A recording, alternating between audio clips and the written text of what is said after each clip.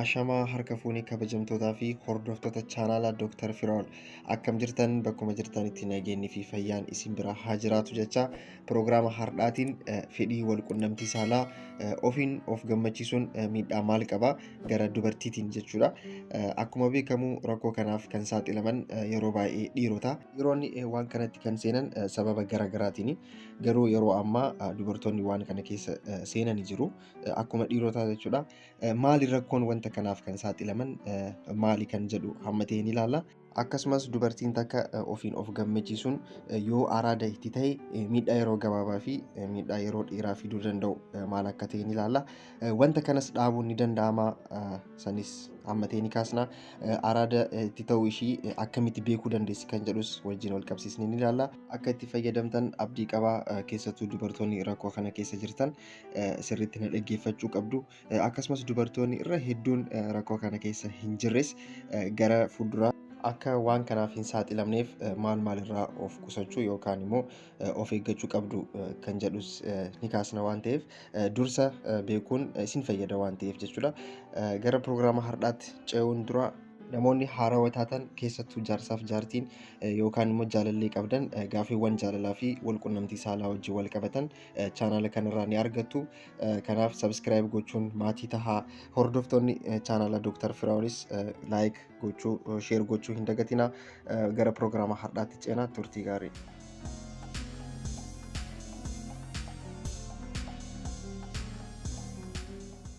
jalqabarraa yookaan maaliif dubartoonni rakkoo Ofin of Gamachisuu keessa seenuu danda'u kan jedhu yoo ilaallu keessattuu sababa waan kana keessa seenuu dandeessu maali yoo jenne kan jalqabaa kan dhiiraa wajjin wal fakkaataadha. Maali fiilmii wal qunnamtii saalaa yeroo baay'ee ilaaluudha. Garuu jalqabbiin dubartoota hedduu fiilmii wal qunnamtii saalaa kun affeeramanidha kan jalqabanii barbaadaniiti miti kan laaluu jalqaban jechuudha. Karaa hiriyaa dubartiitiin ta'uu danda'a, karaa jaalallee dhiiraa isaaniitiin ta'uu danda'a.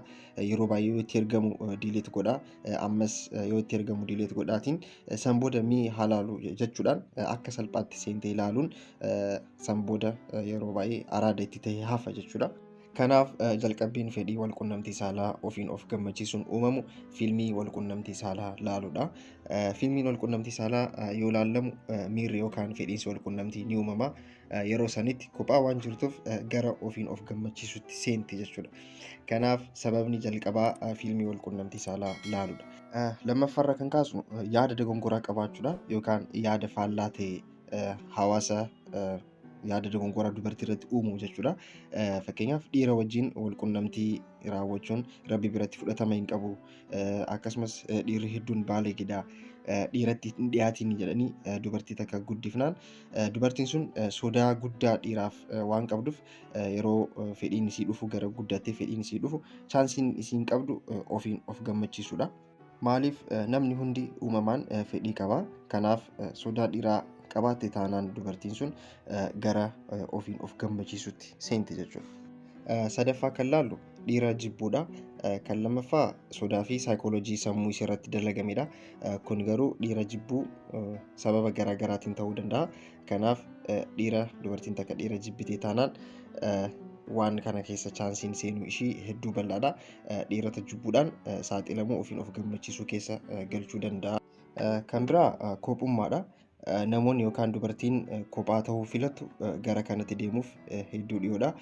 Kophaa yoo taate mukaa'uutu uumama. Kophummaan namatti dhaga'ama. Nama wajji namni biizii ta'u kana jalqabuudhaaf sahaa hin qabu. Garuu dubartiin kophaa ta'uu baay'istu fedhii wal qunnamtii Ofin of Gamachisuu keessa ni seenti jechuudha. Kan biraa jaalala fagoodha. Kan yeroodhaaf jettanii seentanidha. Kan gara fuulduraaf gaaraantii humaa hin qabne kan yeroo dabarfachuuf ta'uu danda'a. Riilishinii jaalalaa fagoo yookaan bilbilaan uumamu kun akka salphaatti Ofin of Gamachisuu keessa nama galcha. Maaliif yeroo haayisoitan fedhii wal dhungachuun ni uumama, wal hammachuun warmaap wal gochuun fedhiin sun ni uumama. Kun uumame taanaan gara Ofin of Gamachisuutti seentu jechuudha akka salphaatti. Kanaaf namoonni jaalallee yookaan dhirsa fagoo irraa qabdan kan dhugaan wal feetan taanaan waan kanarraa of qusachuun isinirra jiraata yookaan immoo walitti dhufuudhaaf biyya tokko jiraachuudhaaf yaaluun bareedaadha. Kan biraa wal quunnamtii saalaa irratti fedhii dhabuu yookaan immoo gammachuu dhabuudha.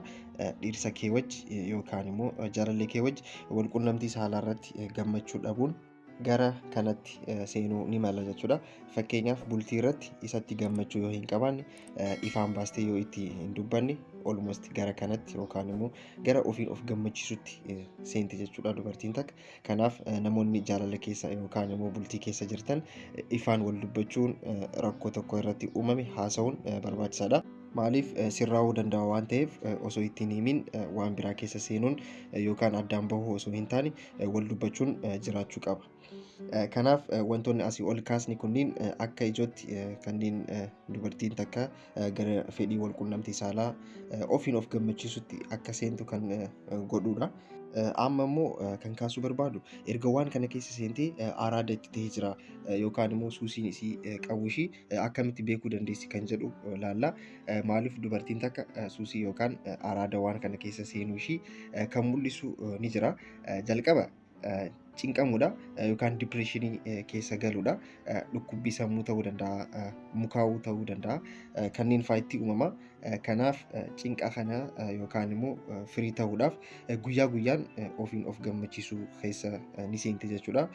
Kanaaf araada keessa galuu ishii kan beektu guyyaa guyyaan godhuudhaan waan san yaaduudhaan san boodas mukaa'uu yookaan cinqaa irraa ba'uuf jecha san ni fayyadamti. Kanaaf suusiin yookaan araada keessa galtee jirti jechuudha. Egaa kun mallattoolee jalqabaati. Kan lammaffaa wal quunnamtii saalaa dhiira wajji raawwachuurra ofiin of gammachisuun filatti jechuudha. Kanaaf ofiin of gammachisuun addaaf ta'ee jira jechuudha. Jaarsa yookaan jaalallee isii wajji raawwachuurra ofiin of gammachisuu irra filattee taanaan addaaf ta'ee jira jechuudha. Kanaaf bultii irratti jaalallee kan qabdan yookaan immoo jaarsa kan qabdu taanaan jaarsa wajji yookaan jaalallee wajji rakkina guddaa keessa seentee jechuudha. Ammas akka gorsaatti jechuudha tishuuwwan naannoo qaama saalaa jiran hedduu laafaadha. Bakka sanitti rakkoo fiduu danda'a.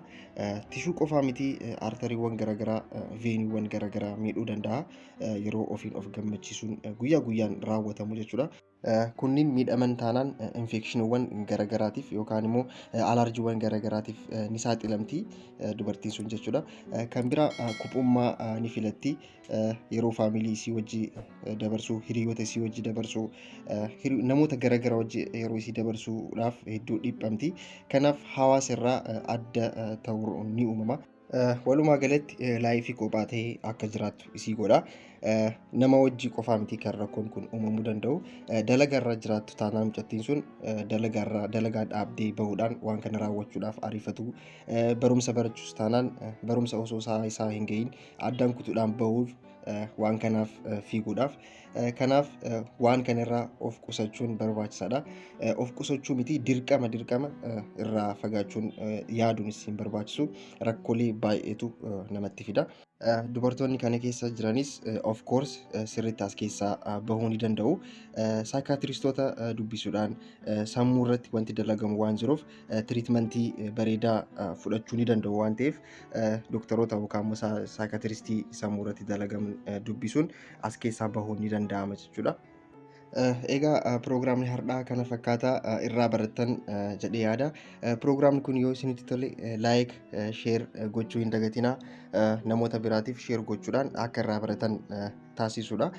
Namoonni haarawaa taatan keessattuu jaarsaaf jaartiin yookaan immoo jaalallee qabdan gaafiiwwan jaalalaa fi wal quunnamtii saalaa wajjin wal qabatan chaanala kanarraa ni argattu. Sabskiraayib gochuun maatii tahaa waan nu wajji turtaniif hedduu takka galatoomaa. Piroogiraama biraatiin walitti dhufnaa. Nagaatti.